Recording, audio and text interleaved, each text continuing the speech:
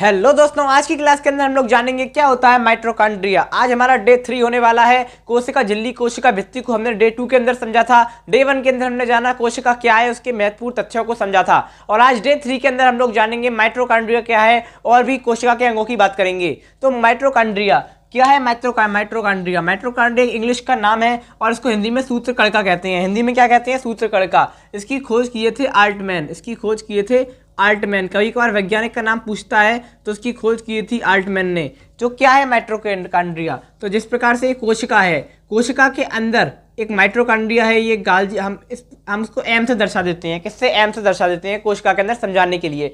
तो ये माइटोकॉन्ड्रिया है, मतलब कोशिका के अंदर माइटोकॉन्ड्रिया होता है। तो माइटोकॉन्ड्रिया क्या करता है? हमने आपको अभी तक बताया नहीं है, लेकिन आपको बताना चाहते हैं। क्या बात? कि जब हम लोग सांस लेते हैं, जब हम लोग श्वसन की प्रक्रिया करते हैं, नाक से सांस लेते हैं, तो जो ऑक्सीजन होती है उस ऑक्सीजन को हीमोग्लोबिन जो होता है उसको माइटोकॉन्ड्रिया तक पहुंचाता है। कहां तक पहुंचाता है? जो हीमोग्लोबिन होता है हमारे रक्त में मौजूद, वो हमारी ऑक्सीजन को हमारे माइटोकॉन्ड्रिया तक पहुंचाता है, कोशिका में उपस्थित माइटोकॉन्ड्रिया तक पहुंचाता है। और जो माइटोकॉन्ड्रिया होती है वो शोषण करती है। क्या करती है? एक श्वसन की प्रक्रिया करती है कोशिका के अंदर।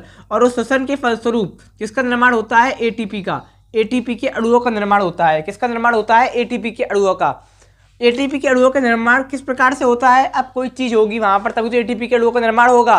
तो माइटोकॉन्ड्रिया के अंदर जब ऑक्सीजन आ जाती है तो एक प्रक्रिया होती है, उसे कहते हैं क्रेब्स चक्र। एक चक्र चलता है, उसे कहते हैं क्रेब्स चक्र। क्या कहते हैं उसे? क्रेब्स चक्र। और जब एक क्रेब्स चक्र चलता है तो उसके फलस्वरूप किसका निर्माण होता है? एटीपी का। एटीपी के अणुओं का निर्माण होता है। और जब 38 एटीपी के अणुओं का निर्माण हो जाता है तब क्या होता है? तब हम एक ग्लूकोज का अणु बनता है। एक ग्लूकोज का निर्माण होता है। और ग्लूकोज से क्या होता है?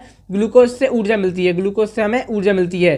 तो इस प्रकार से हम समझ सकते हैं क्या होता है माइटोकॉन्ड्रिया। जब हम सांस लेते हैं तो जो हीमोग्लोबिन होता है वो हमारी ऑक्सीजन को माइटोकॉन्ड्रिया तक ले जाता है। फिर माइटोकॉन्ड्रिया के अंदर एक चक्र चलता है, उसे क्रेब्स चक्र कहते हैं। तो कभी कभार पूछता है माइटोकॉन्ड्रिया के अंदर कौन सा चक्र चलता है? तो माइटोकॉन्ड्रिया के अंदर क्रेब्स चक्र चलता है। कौन सा चक्र? क्रेब्स चक्र। और इसकी खोज की थी क्रेब्स नामक वैज्ञानिक ने, तो उन्हीं के नाम पे ये चक्र हो गया। किसने खोज की थी? क्रेब्स नामक वैज्ञानिक ने इसकी खोज की थी।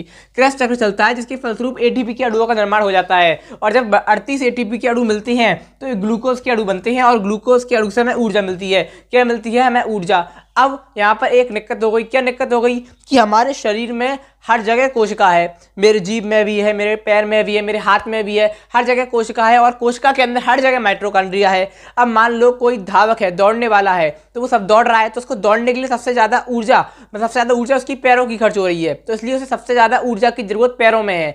तो फिर एक कोई ऐसा आदमी चाहिए जो पूरे शरीर की ऊर्जा, जैसे वो आदमी दौड़ रहा है तो बोल तो है नहीं रहा, तो उसके जीभ की जो ऊर्जा है वो सब ऊर्जा खकोड़ के सीधा पैरों में लेकर आए। तो इसके लिए एक गोल्जी बॉडी, जो गोल्जी बॉडी जो होती है, ये भी कोशिका के अंदर कोशिका का एक अंग है। जो गोल्जी बॉडी होती है वो ये कार्य करती है कि जो सारी ऊर्जा होती है उसको एक जगह खखोर के लाती है जहां पर उसका मेन जरूरत होती है। इस समय मैं बोल रहा हूं तो मेरी जीभ को सबसे ज़्यादा ऊर्जा की जरूरत है, मेरे पैरों को इतनी ऊर्जा की जरूरत नहीं है। तो जो गोल्जी बॉडी है वो सारी ऊर्जा को लेके आती है और मेरी जीभ तक पहुंचाती है, ताकि पूरे शरीर का बैलेंस बना के रखती है। कभी आपने देखा है कि हमारा एक पैर थक गया, एक पैर नहीं थका? ऐसा होता है क्या? नहीं, पूरी बॉडी एक साथ थकती है और ऊर्जा आती है तो पूरी बॉडी में एक साथ ऊर्जा आती है। तो पूरी बॉडी को बैलेंस बना के रखती है। कौन रखती है? Golgi body.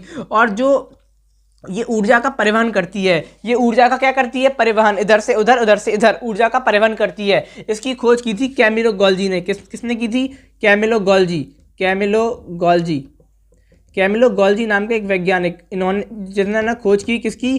गोल्जी बॉडी की। अब एक और होती है रसधानी। क्या होती है? रसधानी। अब हमारे शरीर में 65% पानी होता है। कितना? 65%। अब आप कहोगे कि इतना पानी तो हम पीते भी नहीं है, तो वो हमारे पेट से मतलब नहीं, हमारी कोशिका के अंदर क्या होता है? हमारी कोशिका के अंदर जल का संग्रह होता है। जल का संग्रह होता है हमारी कोशिका के अंदर। किसके अंदर? हमारी कोशिका के अंदर जल का संग्रह होता है। और हमारी कोशिका के अंदर 65% पानी होता है। अगर इससे कम पानी होता है तो हमें प्यास लगने लगती है। तो इसलिए जो कोशिका होती है, कोशिका की रसधानी में 65% जल होता है। और जो पादप होते हैं यानी कि पेड़ पौधे, जो उनकी रसधानी होती है, रसधानी वो काफ़ी बड़ी होती है। कैसी होती है? काफ़ी बड़ी, क्योंकि उन्हें ज़्यादा पानी संग्रह करने की आवश्यकता पड़ती है। इसी प्रकार से हमारी राजधानी थोड़ी छोटी होती है और राजधानी का काम क्या होता है, जल का संग्रह करना। क्या करना, जल का संग्रह करना। तो आशा करता हूं कि आपको समझ में आ गया होगा। तो शुरुआत से समझते हैं क्या होता है माइटोकॉन्ड्रिया, क्या होता है सूत्रकण का। उससे पहले माइटोकॉन्ड्रिया की खोज किसने करी थी, तो माइटोकॉन्ड्रिया की खोज करी थी आल्टमैन नामक वैज्ञानिक ने, आल्टमैन नामक वैज्ञानिक ने। तो माइटोकॉन्ड्रिया में क्या होता है, जब हम सांस लेते हैं तो ऑक्सीजन को माइटोकॉन्ड्रिया तक कौन पहुंचाता है, हीमोग्लोबिन। कौन पहुंचाता है, हीमोग्लोबिन। उसके बाद माइटोकॉन्ड्रिया में क्या होता है, एक चक्र चलता है। कौन सा चक्र चलता है, क्रेब्स चक्र। कौन सा चक्र, क्रेब्स चक्र। और जब वो क्रेब्स चक्र चलता है, क्रेब्स चक्र की खोज किसने करी, क्रेब्स नामक वैज्ञानिक ने। और जब वो क्रेब्स चक्र चलता है तो उस क्रेब्स चक्र के चलने के फलस्वरूप किसका निर्माण होता है, किसका निर्माण होता है, बोलो मेरे साथ, एटीपी के अणुओं का।